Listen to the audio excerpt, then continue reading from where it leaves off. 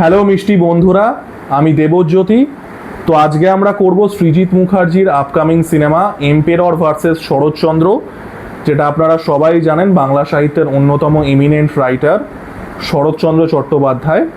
তিনি যখন পথের দাবি লিখেছিলেন সেটাকে ব্রিটিশ রাজ ব্যান করার চেষ্টা করে এবং শরৎচন্দ্র চট্টোপাধ্যায়ের উপরে সেডিশন বা রাজদ্রোহের মামলা করে। সেটার অ্যাডপ্টেশন হচ্ছে এই সিনেমাটা। তো সেটার একটা ফার্স্ট লুক বলুন বা টিজার বলুন, সেটা ড্রপ করেছে, সেই টিজারটা রিভিউ করব। টিজারটা রিভিউ করার আগে আমি দুটো কথা বলতে চাই। তার মধ্যে প্রথম যে কথাটা, সেটা আপনারা যারা আমার ভিডিও দেখেন সবাই জানেন, আমার না একটা খুব সাংঘাতিক ক্রনিক ডিজিজ আছে, খুব ভয়ঙ্কর রকমের। সেটা হচ্ছে অপ্রিয় সত্যি কথা বলা। খুব ভয়ঙ্কর একটা রোগ, বিশ্বাস করুন। এটা এক নাম্বার কথা। আর সেকেন্ড কথা হচ্ছে, কোনো জিনিস আগে ভালো করে দেখুন, সেটা সাপ না ব্যাং, ঠিক আছে? কোনো জিনিস দেখেই just by the idea of it excited এত হওয়ার কিচ্ছু নেই। আগে পুরো জিনিসটা দেখুন, বুঝুন, তারপরে যদি মনে হয় এক্সাইটেড হবেন। তো আমি টিজার রিভিউটায় পরে আসছি, আগে আমি একটুখানি ব্যাকড্রপটা দিয়ে নিই। তো শরৎচন্দ্র চট্টোপাধ্যায় বাংলা সাহিত্যের অন্যতম শ্রেষ্ঠ লেখকদের একজন। তিনি 1876 সালে হুগলির কাছাকাছি একটি জায়গায় জন্মেছিলেন এবং বাংলা সাহিত্যে শরৎচন্দ্র চট্টোপাধ্যায়কে মনে রাখা হয় মূলত তার সামাজিক উপন্যাসগুলোর জন্য। সেই সামাজিক উপন্যাসগুলোতে আমরা কি দেখতে পাচ্ছি? জমিদার দ্বারা গরিব মানুষের শোষণের এগেনস্টে কথা বলা হচ্ছে, ধর্মীয় গোঁড়ামির এগেনস্টে কথা বলা হচ্ছে, নারীদের যে সমাজে অবস্থান সেটার এগেনস্টে কথা বলা হচ্ছে। এরকম বিভিন্ন সোশ্যাল ফ্যালাসির এগেনস্টে তিনি সবসময় লিখে এসছেন এবং তার বেশিরভাগ সবথেকে সেলিব্রেটেড উপন্যাস, সেটা ছোট গল্প হোক, উপন্যাস হোক, তার ক্রিয়েশন সেগুলো বেশিরভাগ সেটার জন্যই সেলিব্রেটরি হয়, because of the social messaging. এবার পথের দাবি লেখা হয় 1926 সালে, যেটা শরৎচন্দ্র চট্টোপাধ্যায় শেষের দিকের লেখাগুলোর একটা, বাই দ্য ওয়ে, কারণ তিনি মারাই যান 1938 সালে।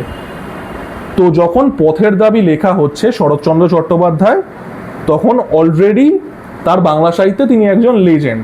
তিনি অনেক সেলিব্রেটেড লেখা তার লেখা হয়ে গেছে। কিন্তু 1920s তিনি দেখতে পাচ্ছেন ভারতবর্ষের চারিদিকে স্বাধীনতা সংগ্রাম হচ্ছে।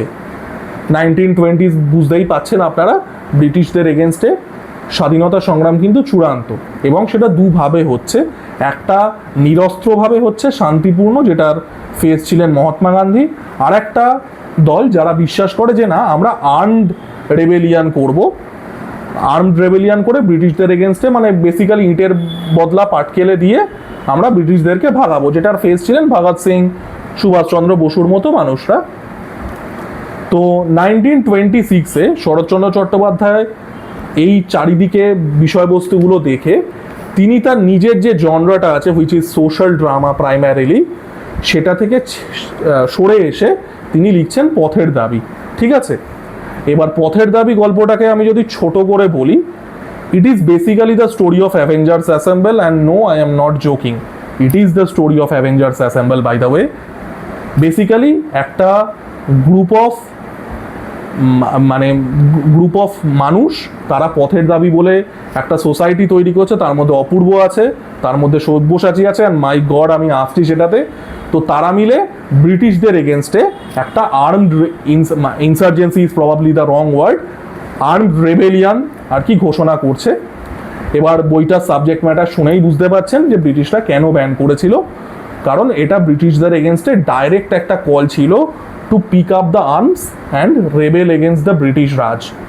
তো ব্রিটিশরা এই বইটাকে ব্যান করে দিচ্ছে, ঠিক আছে? এবং শরৎচন্দ্র চট্টোপাধ্যায়ের ওপরে, যেটা শুরুতেই বললাম, একটা সেডিশনের, একটা রাজদ্রোহের কেস লাগাচ্ছে। এবার বইটা ব্যান হওয়ার পরে এই বইটা আন্ডারগ্রাউন্ডে, যেহেতু মানে বাইরে অফিসিয়ালি ইট ওয়াজ প্রহিবিটেড, আন্ডারগ্রাউন্ডে এই বইটা চূড়ান্তভাবে সার্কুলেট হওয়া শুরু করে। আপনারা জানেন ভারতের স্বাধীনতা সংগ্রামীরা তারা অনেকগুলো উপন্যাস পড়তো নিজেদেরকে আর কি মোটিভেট করার জন্য। তার মধ্যে ভগবদ্গীতা আছে, বঙ্কিমচন্দ্র চট্টোপাধ্যায়ের আনন্দমঠ আছে। সো পথের দাবি became one of those literature যেটা স্বাধীনতা সংগ্রামীদের উদ্বুদ্ধ করা শুরু করে, এবং আন্ডারগ্রাউন্ডে ব্রিটিশরা ব্যান করার পরেও চূড়ান্তভাবে আর কি সার্কুলেটেড হয়। এবং তারপরে সেটার একটা ইনফ্লুয়েন্স তৈরিও হয় ব্রিটিশদের এগেনস্টে রেজিস্ট্যান্সে, এবং সাবসিকুয়েন্টলি 1938-এ শরৎচন্দ্র চট্টোপাধ্যায় মারা যান। তো এই হচ্ছে হিস্টোরিক ব্যাকড্রপটা। এবার আমি আসবো হচ্ছে টিজারে। দেখুন, I hate to be the party pooper, but কিছু তেতো সত্যি কথা বলি। প্রথমত, আপনারা যদি টিজারটা দেখেন, এটা না পথের দাবির অ্যাডপ্টেশন, না শরৎচন্দ্রের জীবন পুরোপুরি। পথের দাবি একটা আলাদাভাবে অ্যাডপ্ট হতে পারে, শুধু পথের দাবি অ্যাজ আ নভেল একটা আলাদাভাবে অ্যাডপ্ট হতে পারে, দারুণ সিনেমা হতে পারে, সেটা একটা গল্প হতে পারে বা একটা সিনেমা হতে পারে। শরৎচন্দ্র চট্টোপাধ্যায় বাংলার একজন এত বড় সাহিত্যিক, তার জীবন যথেষ্ট বর্ণময়, শরৎচন্দ্র চট্টোপাধ্যায়ের একটা বায়োপিক হতে পারে। এটা সেটাও না, এটা হচ্ছে দুটোর জগা খিচুড়ি।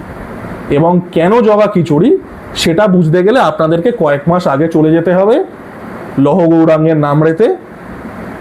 লহ গৌরাঙ্গের নাম কি ছিল? লহ গৌরাঙ্গের নামরে না শ্রী চৈতন্যদেবের বায়োপিক ছিল, না নটি বিনোদিনী শ্রী চৈতন্যদেবের অ্যাডপ্টেশন যেটা স্টেজে করেছিলেন লেট 19th সেঞ্চুরিতে সেটা ছিল, না modern day evaluation of Shri Chaitanyadev disappearance ছিল, কোনোটাই ছিল না। তারা বেসিক্যালি তিনটে টাইম লাইন নিয়েছিল মেনলি কারণ পুরোপুরি শ্রী চৈতন্যদেবের জীবনীটা একটা ফ্ল্যাশব্যাকের মধ্যে একটা পিরিয়ড সেটিংয়ে দেখানো পসিবল না।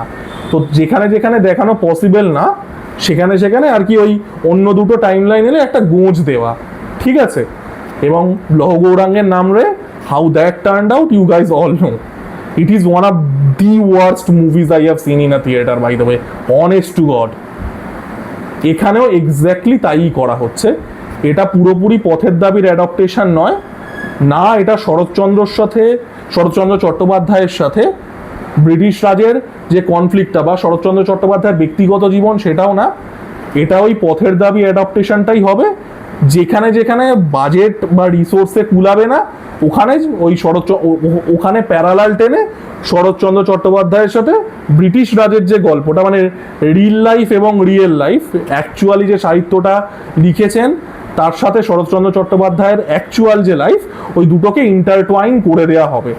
ঠিক যে ওই গুঁজামিল আমরা ইয়েতে দেখেছিলাম লহ গৌরাঙ্গের নামরেতে, আমরা এক্স্যাক্টলি এই জিনিস আমি লিখে দিচ্ছি সাদা কাগজে সই করে, এক্স্যাক্টলি এই জিনিস আমরা দেখতে চলেছি। সিনেমাটা পুজোয় যাচ্ছে তো আমি এখনই বলে দিচ্ছি, এক্সাইটেড হওয়ার আগে পুরো জিনিসটা বুঝুন। এটা বেসিক্যালি লহ গৌরাঙ্গের নামরে পার্ট 2। তা না হলে এই রকম ফরম্যাট হয়ই না। হয় পথের দাবি অ্যাডাপ্টেশন হতে পারে, নাহলে শরৎচন্দ্র চট্টোপাধ্যায়ের ব্যক্তিগত জীবন, সেটা শুধুমাত্র হয়তো ব্রিটিশদের সাথে তিনি লড়াই করছেন বা তার স্বাধীনতা সংগ্রামের যে অ্যাসপেক্টটা ছিল সেটাই হতে পারে। এরকম হয় না। আমরা এখানে লিটারালি অপূর্ব আর সব্যসাচীর ক্যারেক্টারটা দেখতে পাচ্ছি। তার মানে কি পথের দাবি ক্যারেক্টারগুলোকে আমরা অ্যাকচুয়ালিতে প্লে আউট করতে দেখতে পাবো, তার সাথে সাথে শরৎচন্দ্র চট্টোপাধ্যায়কেও দেখতে পাচ্ছি। ইট ইজ বেসিক্যালি লহ গৌরাঙ্গের নামরে, ঠিক আছে, মিলিয়ে নেবেন।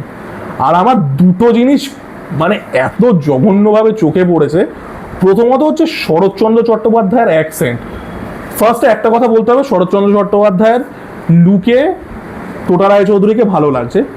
মেকআপের কিছু কিছু জায়গায় একটু আনফিনিশড আমার লাগলো, মানে একটা মানে সাইড ফেসে যতটা দেখা যায় মেকআপটা একটু আমার কাঁচা লাগলেও লুক ওয়াইজ শরৎচন্দ্র চট্টোপাধ্যায়ের মানে বেশি ছবি তো পাওয়া যায় না, যতটুকু পাওয়া যায় টোটা রায়চৌধুরীকে কিন্তু ভালো মানিয়েছে। But accent, my God the accent, Saratchandra চট্টোপাধ্যায়ের এই অ্যাকসেন্টটা এলো কোথা থেকে? মানে এই মানে এটা কি অ্যাকসেন্ট, মানে মানে honestly what the fuck is that? Saratchandra Chattopadhyay হুগলিতে জন্মেছিলেন, তার অ্যাকসেন্ট যেটা হবে সেটা কলকাতার ভিত্তিক যে বাঙালি অ্যাকসেন্ট তার থেকে খুব আলাদা হবে না। আমি জানি না, আমি সার্চও করলাম নেটে যে শরৎচন্দ্র চট্টোপাধ্যায়ের কোনো ভয়েস স্যাম্পেল বা আছে বা কিছু কিনা, সেটাও পেলাম না। I don't know the like what is the reference point for the accent. জঘন্য লাগছে শুনতে। এবং আমি যদি অ্যাকচুয়ালি জিওগ্রাফি ভিত্তিক যাই, তিনি হুগলিতে জন্মেছিলেন, তার এরকম একটা মানে শুনতে খারাপ লাগে, এরকম একটা দেহাতি অ্যাকসেন্ট হবে না by if I go by geography. আর সেকেন্ড হচ্ছে ভাই সব্যসাচী, ঠিক আছে। আমি যখন ওই মানে আর কি ইয়েকে দেখালো যে এবং সব্যসাচী নিয়ে, তারপরে আবির চ্যাটার্জি বন্দুক নিয়ে জানলার বাইরে দাঁড়িয়ে আছে। I love for 30 second straight, আমি ছ্যাবলাচ্ছি না, আই লাভ ফর, পুরো সোনাদা লাগছে, পুরো সোনাদা। যখন দুটো বন্দুক আর টুপি পরে, আমি ভাবছিলাম ওই বিক্রম ঘোষের পেছনে ওই হিস্ট্রির প্রফেসর সুবর্ণ সেন, এত হাসি পেয়েছে, মানে টিজার লেভেলে দিস ইজ আনইনটেনশনালি ফানি। লৌহ গৌরাঙ্গের নামে সিনেমা হিসেবে আনইনটেনশনালি ফানি ছিল, অ্যাটলিস্ট টিজার ট্রেলার একটা পদবাচ্য জায়গায় ছিল, এটা তো টিজার লেভেলে আনইনটেনশনালি ফানি। মানে আপনারা জাস্ট ওই পার্টটা দেখুন, আবির পুরো সোনাদা, পুরো বিক্রম ঘোষ হিস্ট্রির প্রফেসর সুবর্ণচন্দ্র পেছনে প্লে করছে। তো বেসিক্যালি আমার এই টিজার দেখে আমার এই সিনেমাটা সম্পর্কে সব আশা শেষ। এটা পুরোপুরিভাবে লৌহ গৌরাঙ্গের নামে পার্ট 2 হবে, পথের দাবিরই অ্যাডাপ্টেশন, যেখানে যেখানে বাজেটে বা রিসোর্সে কুলাতে পারবে না, যেটা ওই গৌরাঙ্গের নামরেতে করেছিল ওই একটা আর কি গোঁজামিল, এখানেও তাই হবে, যে যেখানে যেখানে দেখাতে পারবে না ওই ওভারল্যাপ করে শরৎচন্দ্রের সাথে ব্রিটিশ রাজের যে অ্যাকচুয়াল স্ট্রাগলটা, কারণ শরৎচন্দ্র চট্টোপাধ্যায়ের জীবন এবং পথের দাবি গল্পটার একটা ওভারল্যাপ আছে, both have the same themes really. তো ওই ইন্টারটুয়াইন্ড করে যখন এটা দেখাতে পারবে না ওটা, ওটা দেখাতে পারবে না এটা, এই করে চলবে। এবং it has already failed once spectacularly in লৌহ গৌরাঙ্গের নামরে। আমি জানি না আমার কি লেগেছে, আমার টিজারটা ভালো লাগেনি, আমি জানিও না এটার শরৎচন্দ্র চট্টোপাধ্যায়ের অ্যাকসেন্টটার ঠিক কি ঐতিহাসিক ভিত্তি আছে, যে ঐতিহাসিক ভিত্তিটা মানে গুমনামিতেও ছিল, ওটাও একটা কাইন্ড অফ আর কি ফিকশনাল সিনেমা ছিল, I guess it is also made up. আর সব্যসাচী, মাই গড, তো মানে আর কি বলবো, তো এইটুকুই বলবো যে ডোন্ট গেট টু এক্সাইটেড। ওই সামায় রায়নার একটা জোক আছে না, যে বায়োপিক पहले मत बनाओ कि क्या पता वो आदमी बाद में जाके हक दे, fucking hell I am quoting Samay Raina, but ওটাই, ডোন্ট গেট টু এক্সাইটেড, আগে দেখো ফাইনাল প্রোডাক্টটা কি বেরোয়। যাই হোক, টাটা।